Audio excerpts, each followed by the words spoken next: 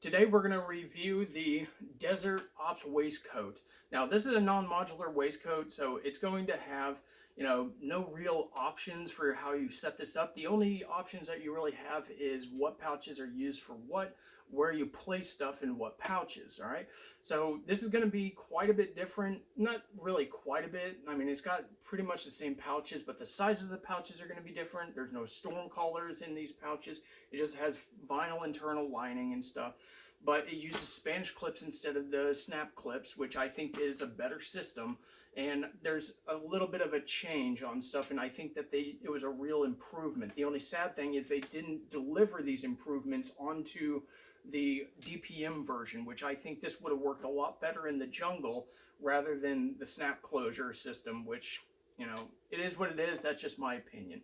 Okay, so this one I got for about $40 or $50, absolutely new. This one was made in 2006, and it had never been issued. And usually you can tell if it's issued or not. When I got this, I thought that the nameplate was actually going to be written on, because that was the picture that they used, one that had already been written on. But it's a big surplus store over in the UK that has a lot of these, and they're just like, get these things out of here. And so they were selling them at a great price. And it's like, I mean, if I want this woodland colored, kind of like this, I'm not really going to get this pattern necessarily, but I can take some, dye, and I can actually color it a nice neutral, almost ranger green color, and it'll come out pretty good. I've already done that with a couple of desert camouflage DPM stuff that I have, and it kind of came out to like a ranger green kind of neutral color, and it looks really good in my area. So, it's not over just because it's like DPM. You can always color it, just like the UCP stuff that they have. But anyways, let's go ahead and get into this. So you have 8 pouches, you have internal storage and stuff like that. It's a very versatile system, and it gives a lot of options, and you don't have to use all of it. I know when you give somebody like all these pouches, they think they need to load everything up. But for the sake of the review, I did load everything up for the most part, just kind of overdoing it. But anyways, you'll notice that you have 2 large utility pouches on each side. These can comfortably hold a US canteen, but not really with the canteen cup, mind you. So you'll need to, just have the canteen alone in this utility pouch. And it does have Spanish clips, and there are different ways to secure these Spanish clips, but go to my website, link down in the description below, to kind of learn the different ways that you can, secure that. I don't want to waste your time on that here. So I'll just re-secure this in, the easiest way, which is the stereotypical way where this little dinghy is hanging out and you just pull up, and it's the quickest release method possible. But the way I had it originally was I just looped under, done. All right, so we're good. And in front here you have medium utility pouches. Now I have magazines in this. I have 3 magazines each in here. However, you can easily throw in a 4th magazine, and I have this on the highest retention possible. But see here, there's a lot of room around here to be able to hold 4 magazines. So I'll face the brass away. This is kind of against what I usually do. I usually face the brass to the side, towards my support side. So here, to make the profile less outward, because if I have 4 magazines stacked outwards, facing the side, it's going to have a bigger profile than all these magazines, the brass facing away. So I can still close the Spanish clip very easily with this method. And so each one of these could hold 4 PMags side by side, and they can do it very easily, no real struggle, as you saw. So these are medium utility pouches. Now, that basically brings up your arsenal to, a minimum. If you wanted to have all the front pouches holding magazines, that's 14 magazines, 30 rounds of 5.56. That's pretty good. Now these magazines are slightly canted inwards. That's just an improvement that they found to make it easier to get ammunition out, but each one of these is a little bit different. So this one on the outside does not have any dividers in it whatsoever. So this one, again, Spanish clip, but this is made specifically for magazines, so it's going to be reduced in size. It's not a utility pouch. It's not going to be big and broad like these ones. And these do not have storm crawlers, as you saw. So if you're going to put stuff in there, you want to make sure that you're putting stuff in there that's not going to slide out, or else you're probably going to want to put it in one of these top pouches, but we'll get to that. So this front one, this does have dividers in it, so for each magazine.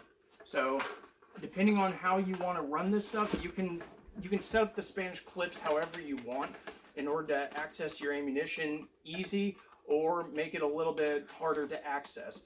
As I go down, personally, I make it to where it's a little bit harder to access the second reload pouch, because it's sort of a reminder like, you know, we've been sitting here a while, probably an issue.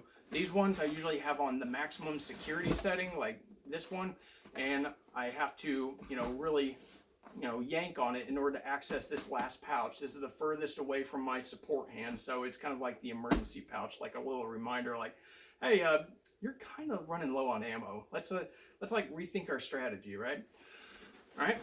So these top pouches, you have a medical pouch where you can put down your information and your blood type, and then you have what I call the fieldcraft pouch. You know, your multi-tool or your little tool pouch, multi-tools, camouflage paint, binoculars, stuff like that, all the cool stuff.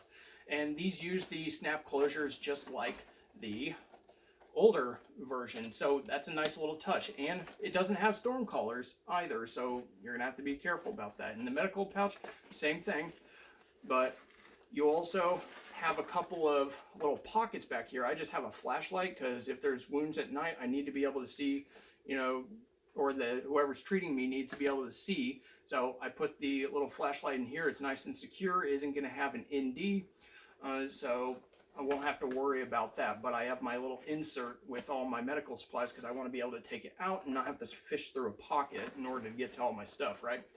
Just the way I, you know, have done medical stuff in the past, in training and real life. So with that said, let's go ahead and talk about the little add-ons that you can have. So on both sides here, you have a horizontal and a vertical little molly strap. And that's really just to secure your cords, like your camelback or whatever, or your communication cord. In this case, I use the little straps, these adjustment straps here, to run a rubber band behind them. And you can see it's cinched down all the way on mine. I'm not a big dude, I'm like 5'7", all right? When I wear boots, then I'm a little bit taller and, you know, I kind of look like a man, right?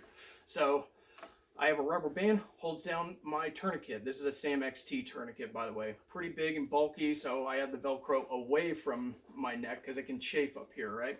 But that's a way that you can, you know, organize that if you want. Or you can actually have it a little bit higher if you wish. It's all up to you, right? Gives you options. As far as having options, you do have one little panel, one little single panel of molly right here. So if you have like a thin radio or something like that, you can go ahead and put it on here and then zip tie the rest of it down.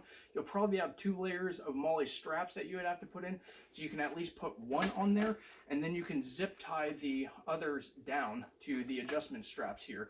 And as you can see, the adjustment straps, I haven't really had to do anything with these adjustment straps back here, and they're actually good to have on patrol. Like you can tighten them up a little bit if it's, you know, wiggling around too much on you. You know, it's up to you.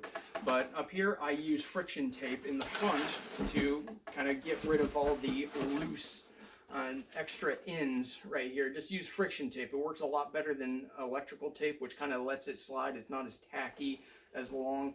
And I also like that this uses snap closures in the front very quick, not like a zipper, and you can adjust that, but I took the excess and I have a little bit of room to kind of cinch it down or loosen it up if I'm wearing body armor, and I can just pull it, you know, if I'm not wearing body armor.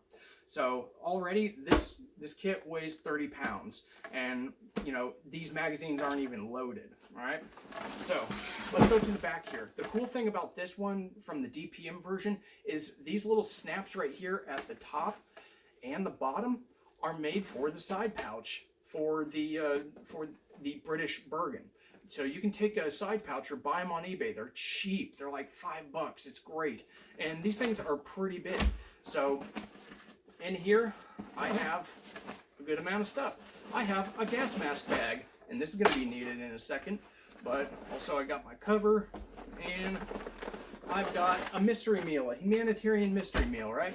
And so on the bottom, you got your two little buckles, and you have this little strap down here for the little cinch strap right here on the Bergen, you know, side pouch. And you just run it through this little middle piece, and then you cinch it down. That keeps it from moving around a lot on you. So you have that option, is you can have like your hydration bladder plus an MRE and stuff. You can store a lot of stuff in this thing, as you can see. So the gas mask bag, I mentioned this before. This is a DPM gas mask bag. All the extra is stuffed down this side pocket on this gas mask bag, so I don't have to worry about all the excess coming out and bothering me. All right, so it gets really long because you can actually shoulder this as well. You can be like a shoulder bag. It's pretty cool. So the way you can use this is you can put it on your support side. On the support side, you have a male and female buckle system, and they could be buckled together. That'd be kind of weird. Wouldn't work out all that great. But you can interface it with the gas mask bag. So with this, you can actually treat this as, you know, a gas mask bag, and it has a little strap here to secure to your leg. You can treat it as a gas mask bag, or another option is to get like a little bungee cord and actually tie this loop right here to this loop, and you can actually have a dump pouch. This can be a great dump pouch. It's even got little pockets here and there, you know, on the inside and on the outside, to carry more stuff into the field with you if you want. If you really want to go gear queer on that, you can use these things. You don't even have to have this attached. You can shoulder it. It can, you know, be stuffed in, you know, stuff full of empty magazines. It can be stuffed full of pokey bait, whatever you want in the field, right? So that is an option for you guys. So a lot of good options already in this vest. Now let's go ahead and talk about these inner pockets. So you have two zipper pockets in the front here, on the left and the right. And so I'm just going to go ahead and kind of stand for this. So on the cross draw on the left side, the support side, in here you have a holster, and in this holster I have a 1911. Now remember, the Brits were being issued the 226 without a rail, or they had the Browning High Power, or the P35, whatever you want to call it. And this one has a snap closure over it. So this is not going to be a quick draw system by any means. This is kind of like, oh crap, I lost my rifle or whatever. So yeah, now I got my pistol. Now you do not need to worry about like if this is going to be compatible with a lot of other guns. I've been able to shove a 92 FS in this very comfortably, and I've been able to shove a 226 with a rail on it, but you're not going to be getting any, you know, light attachments or anything. However, you could, you know, have a handheld light in here, and I have two 1911 mags in each one of these things, but you have Velcro closure spare mag pouches that are underneath the firearm, right? So it's a pretty convenient little setup here, and I kind of like it. You at least have your pistol on you for like E&E purposes if you're worried about that, but it is going to take you a minute to draw because you're going to have to undo that snap closure after you find it, and then you're going to have to move that snap closure out of the way, and there you go. So yeah, I mean, I have this in, you know, unloaded condition, but it's condition 3 because I wanted to have ammo. So yeah, I mean, you can load this in condition 3 or condition 1 if you wanted with the 1911, but you know, I like double actions when it's going to be going inside something like this, or something that has like a manual safety, or if you like the Springfield XDs, that would be great. It has a grip safety, so it has to be, you know, depressed in order for the trigger to be moved. And there we go.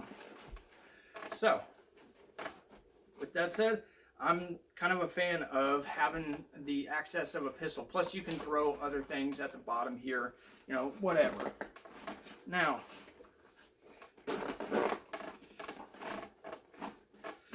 on the other side here, you have a space for maps and stuff. I like to use this little pocket as my little E&E stuff. So I have like a signal mirror in here, and then, you know, I would shove like note-taking material. It's really good for the Write in the Rain books that you have. So not a bad option at all on the other side. And plus you have all this extra space, and it's all mesh backed.